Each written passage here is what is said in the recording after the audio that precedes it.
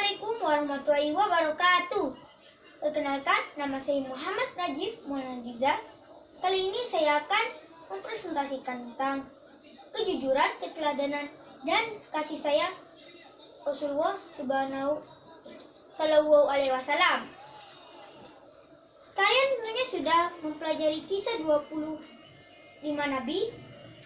Nabi Muhammad Sallallahu Alaihi Wasallam pasti disebut sebagai Nabi ke-25 atau Nabi terakhir. Nabi Muhammad SAW sejak kecil sudah menjadi yatim piatu. Oleh sebab itu, beliau sangat mencintai anak yatim dan menganjurkan umatnya untuk merawat, mendidik, dan mencintai anak yatim. Di samping itu, Nabi Muhammad SAW terkenal sangat jujur. Sikap jujur tersebut sudah diperlihatkan sebelum beliau diangkat menjadi Rasul. Dan pada usia remaja, beliau diminta bantuan oleh pamannya untuk membawa barang dagangan Siti Khadijah binti Khuwailid yang kaya dan dihormati di kota Mekah. Pada usia 35 tahun, Nabi Muhammad SAW bersama-sama dengan orang-orang Quraisy diminta untuk memperbaiki Ka'bah. Ketika pembangunan sudah sampai ke bagian Hajar Aswad, bangsa Quraisy berselisih tentang siapa yang mendapatkan kehormatan untuk meletakkan Hajar Aswad ke tempat semula. Pada akhirnya, mereka sepakat menunjukkan Muhammad SAW sebagai orang yang tepat untuk melakukan hal tersebut.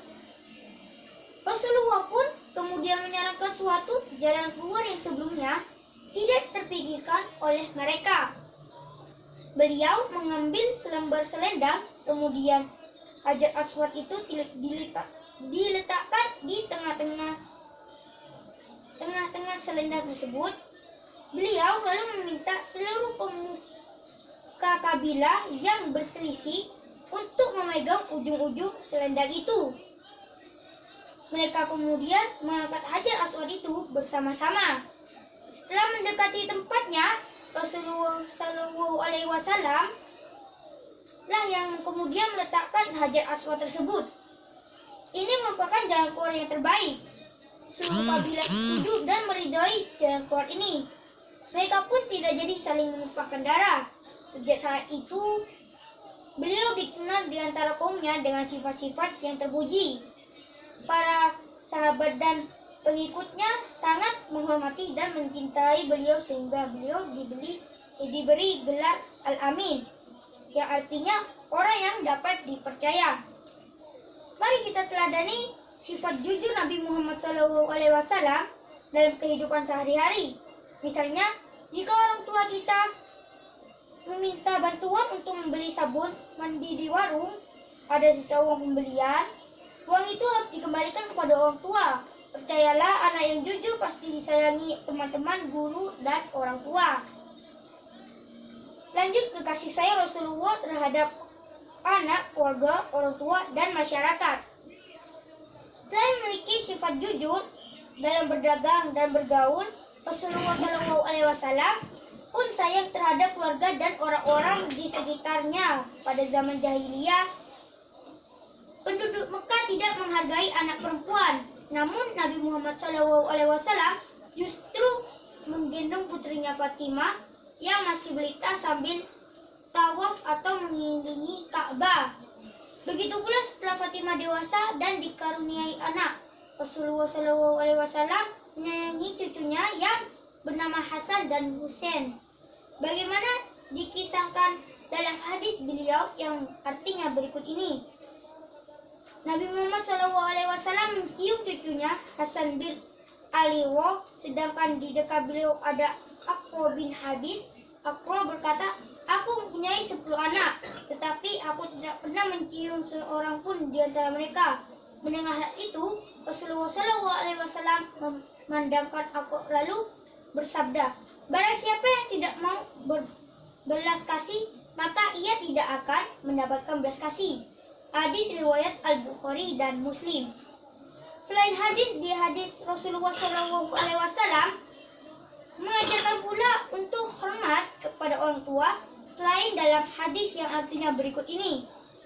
Aku pernah bertanya kepada Nabi Shallallahu Alaihi Wasallam, amal apakah yang paling disukai oleh Allah Subhanahu Wa Taala? Nabi Shallallahu Alaihi Wasallam bersabda, mengerjakan sholat tepat pada waktunya. Aku bertanya lagi, kemudian apa? Nabi Shallallahu Alaihi Wasallam berjawab, berbaktilah kepada kedua orang tuamu. Aku kembali bertanya, lalu apa lagi? Nabi Shallallahu Alaihi Wasallam menjawab, jihad fi sabilillah. Hadis riwayat Al-Bukhari dan Muslim. Rasulullah Shallallahu Alaihi Wasallam tidak pernah menyakiti hati orang lain.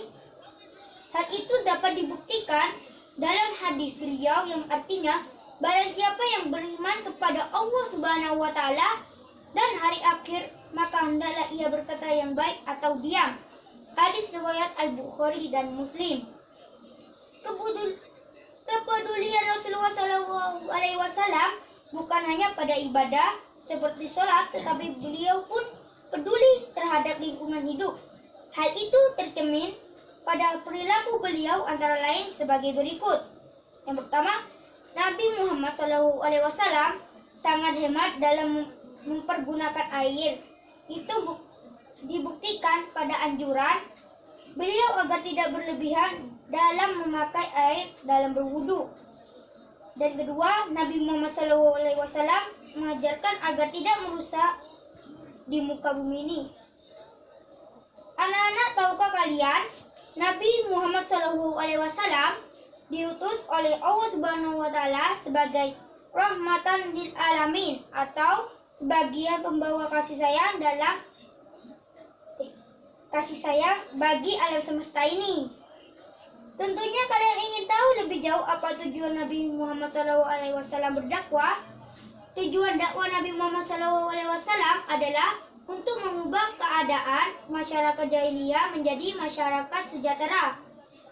Berdasarkan agama Tauhid, yaitu agama yang meyakini bahwa Allah Subhanahu Wa Taala adalah Tuhan yang Maha Esa. Misi kedamaian dan kesejahteraan hidup tersebut bukan hanya bagi bangsa Arab ketika itu, tetapi juga bagi seluruh alam sampai sekarang dan akhir zaman. Nabi Muhammad SAW selain mengajak kaumnya untuk mengutamakan kemurnian akidah dan selalu menyembah Allah yang Maha Esa, beliau juga menanamkan akhlak terpuji yang membawa kebaikan manusia hidup di dunia hingga akhirat.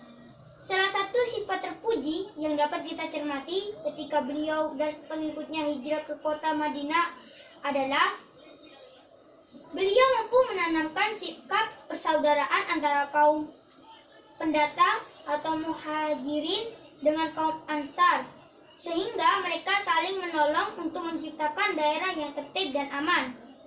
Di samping itu, masyarakat berperilaku sopan santun sesuai ajaran Rasulullah Sallallahu Alaihi Wasallam. Sebagai umat Nabi Muhammad Sallallahu Alaihi Wasallam, kita harus menjunjung tinggi ajaran beliau. Misalnya, kita menghormati orang yang lebih tua dan menyayangi orang yang lebih muda. Kita berperilaku sopan dan bertutur kata santun terhadap orang tua, guru, dan masyarakat sekitar. Juga kita menjaga lingkungan kita agar selalu bersih, karena kebersihan adalah sebagian dari iman. Oleh sebab itu, kita tidak membuang sampah di kali atau selokan, karena selokan yang penuh sampah akan dangkal, saluran air tidak lancar, sehingga di musim hujan daerah tersebut menjadi banjir. Kita harus peduli terhadap lingkungan sekitar untuk kebaikan diri orang lain. Kita harus selalu berperilaku sesuai ajaran Rasulullah SAW, dan kita harus menaati perintah-perintah Allah Subhanahu Wa Taala. Sekian presentasi saya. Mohon maaf bila ada salah kata maupun sikap. Wassalamualaikum warahmatullahi wabarakatuh. Bye.